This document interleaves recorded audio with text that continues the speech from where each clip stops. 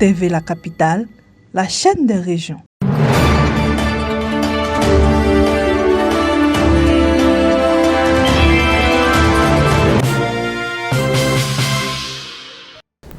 Mesdames et messieurs, bonjour. Je vous souhaite la bienvenue dans le journal sur TV La Capitale, la chaîne des régions. Voici pour vous les titres. À Yamoussoukro, atelier national d'analyse et d'identification des zones à risque et des populations en situation d'insécurité alimentaire et nutritionnelle. Le ministre Adjoumani lance la campagne sucrière 2025-2026 à Ferkil 2. Hommage au ministre Seredo pour son engagement en faveur de la paix et de la cohésion sociale à Diokoué. Présidentielle du 25 octobre, un scrutin globalement apaisé à Boaké selon l'APS-CPD.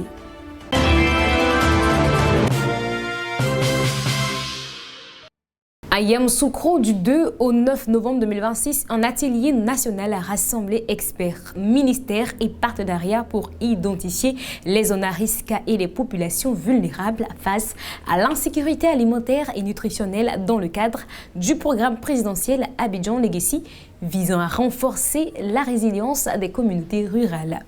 La cérémonie d'ouverture a eu lieu ce lundi 3 novembre 2025 en présence du directeur général de la production et de la sécurité alimentaire. Reportage de Soro Estelle.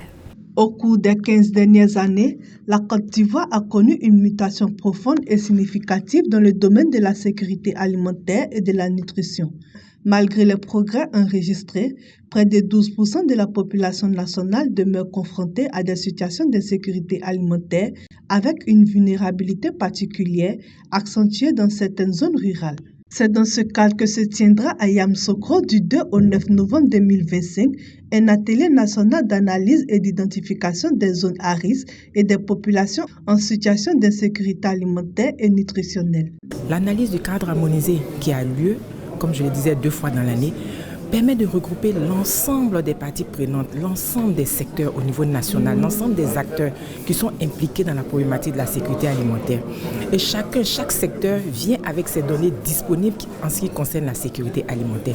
Et ensemble, nous faisons l'analyse pour sortir les tendances en matière de sécurité alimentaire au niveau national. Ces travaux s'inscrivent pleinement dans le cadre du programme présidentiel Abidjan Legacy Programme qui vise à renforcer la résilience des populations rurales, à améliorer les conditions de vie des communautés vulnérables et à consolider la sécurité alimentaire nationale. Écoutez, on observe que depuis les 2 dernières années, donc de 2022 jusqu'à 2024, on a observé le fait que le nombre de ménages dans les zones rurales en Côte d'Ivoire, confrontés à l'insécurité alimentaire, a été multiplié par 2. Nous sommes passés donc en 2022 de 7% à 14% en 2024.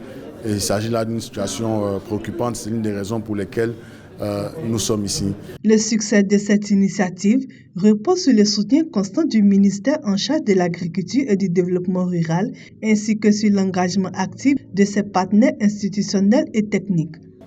Le niveau de sécurité alimentaire aujourd'hui en Afrique de l'Ouest est préoccupant.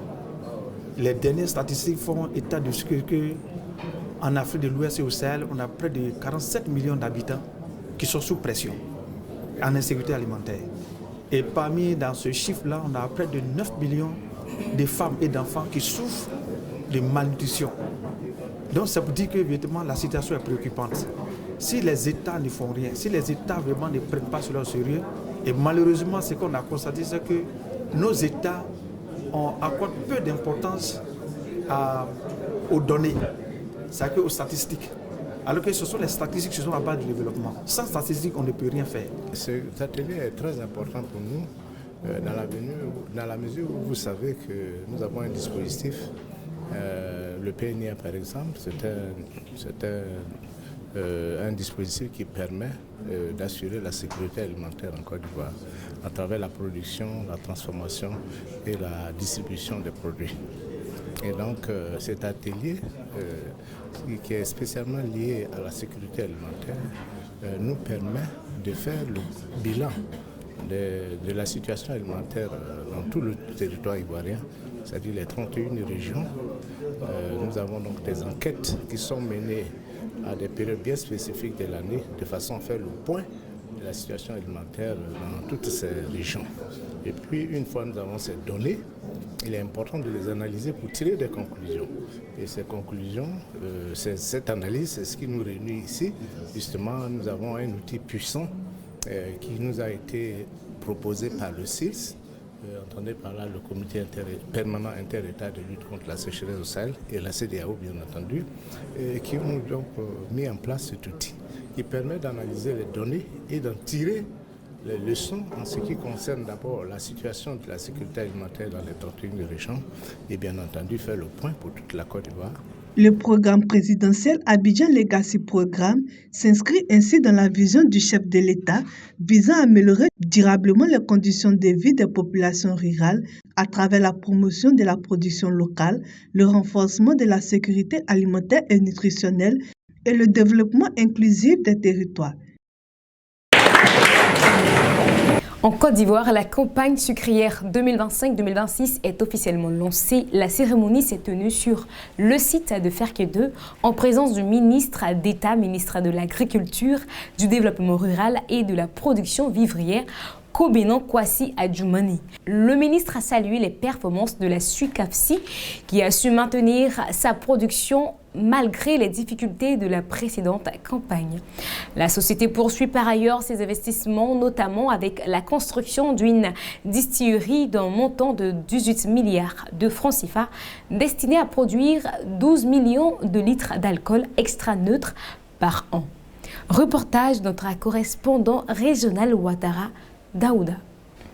À Ferke 2, le top départ de la campagne sucrière 2025-2026 de la SICAF Côte d'Ivoire vient d'être donné. Le site a abrité la traditionnelle cérémonie du premier feu en présence du ministre d'État, ministre de l'Agriculture, du Développement rural et de la production vivrière, Kobenan Kwasi Adjoumani, accompagné des responsables de la société. Dans son allocution, le ministre est revenu sur les difficultés rencontrées lors de la précédente campagne. La dernière campagne 2024-2025 n'a pas été à la hauteur des attentes. Il y a une production de 110 717 tonnes de sucre contre 130 000 tonnes pour la campagne 2023-2024.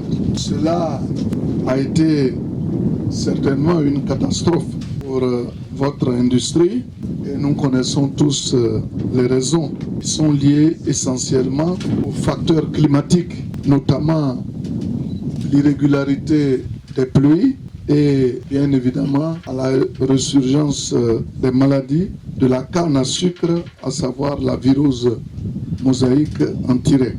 Mais malgré tout cela, nous avons pu atteindre 110 000 tonnes, ce qui est quand même une performance à saluer compte tenu de toutes les difficultés que vous avez connues. Cependant, dans le cadre de l'exécution du contrat plan sur la période 2021-2025, on note quelques exploits de la SICAF, à savoir des productions records de sucre dans les campagnes antérieures qui ont dépassé les objectifs à terme du contrat plan, 325 000 tonnes projetées à l'horizon 2025. Il a salué les performances de l'entreprise et les avancées enregistrées dans le cadre du contrat plan 2021-2025. Parmi les réalisations majeures, la revalorisation du prix d'achat de la canne, désormais fixé à 20 250 francs CFA la tonne, la construction d'un champ solaire de 4 MW, estimé à près de 2 milliards de francs CFA, ainsi que l'installation d'une nouvelle chaîne de production de sucre en morceaux, faisant passer la capacité journalière de 80 à 130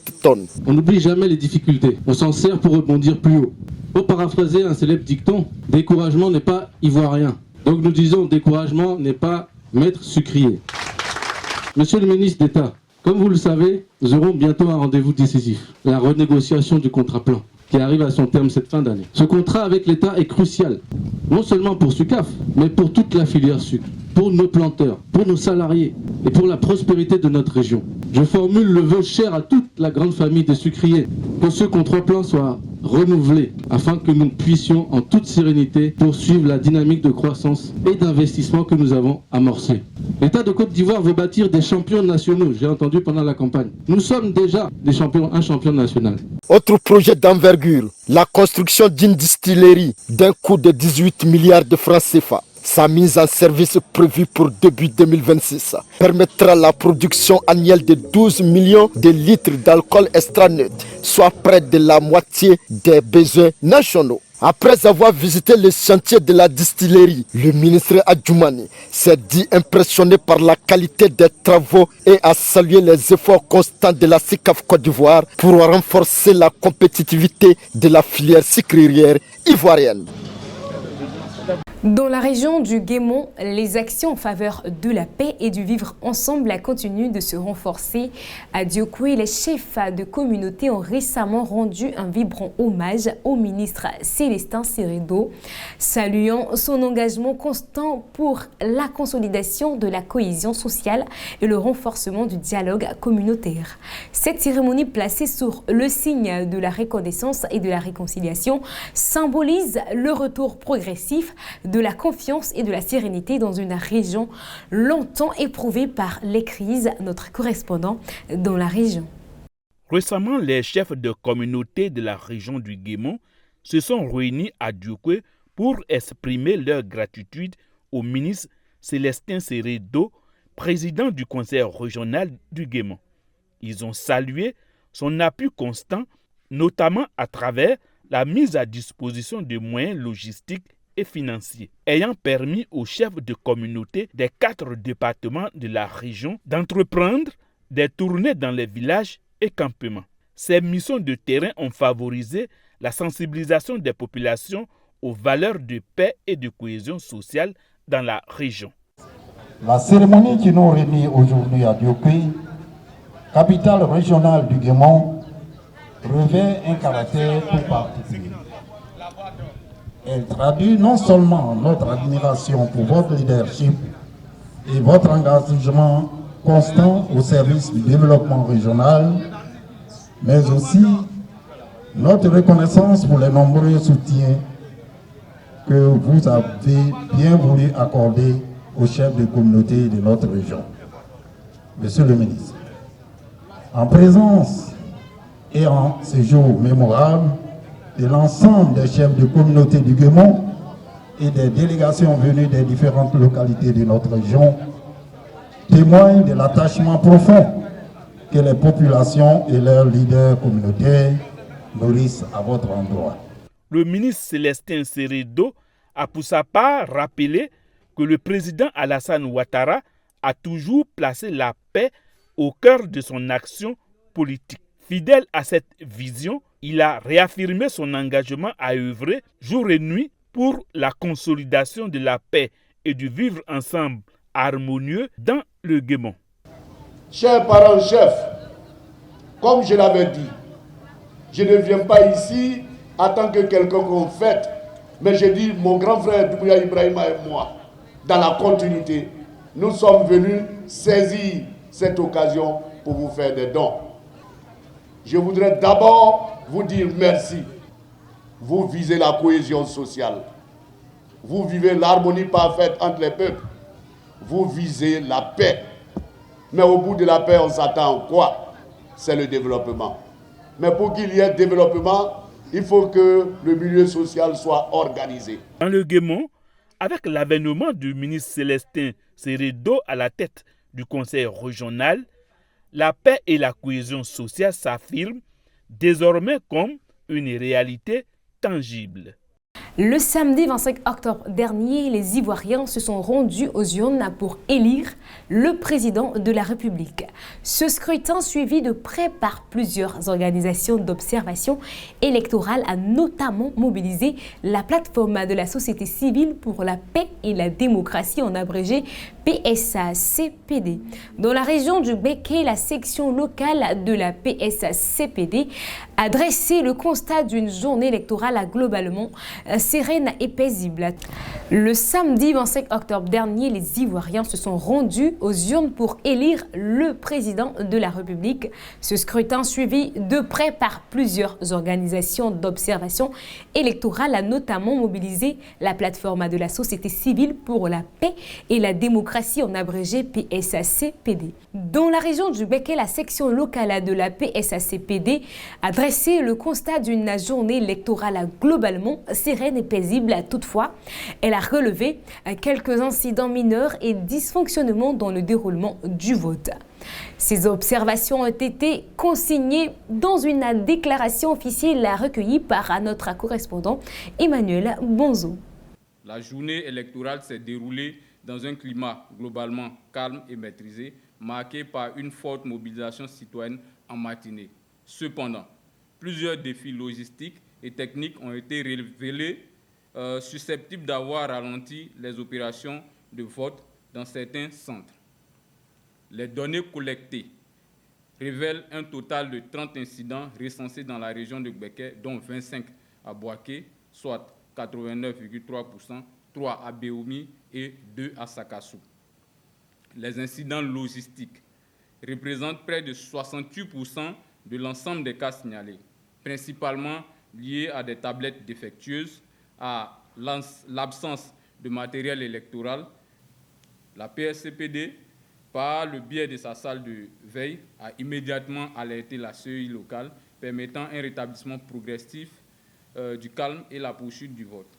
La PSCPD salue la mobilisation des électeurs et la réactivité des autorités locales face aux incidents signalés. La participation inclusive a été jugée satisfaisante. De manière générale, la PSCPD estime que le scrutin du 25 octobre 2025 s'est déroulé dans un climat pacifique, malgré des défis organisationnels à corriger. La plateforme de la société civile formule les recommandations suivantes à l'endroit des différents acteurs du processus électoral. À la commission électorale indépendante, renforcer la planification logistique et la distribution du matériel électoral.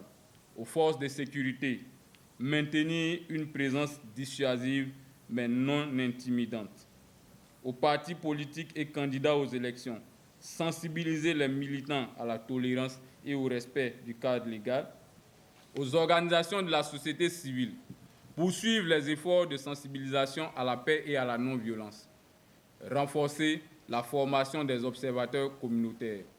Aux populations et citoyens, faire preuve de calme, de tolérance et de responsabilité tout au long du processus électoral en privilégiant le dialogue et la cohésion sociale.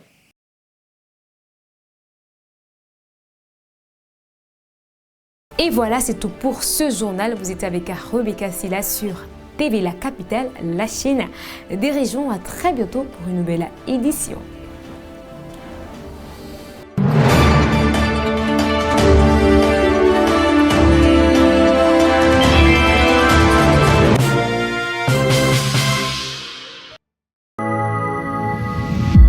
TV La Capitale, la chaîne des régions.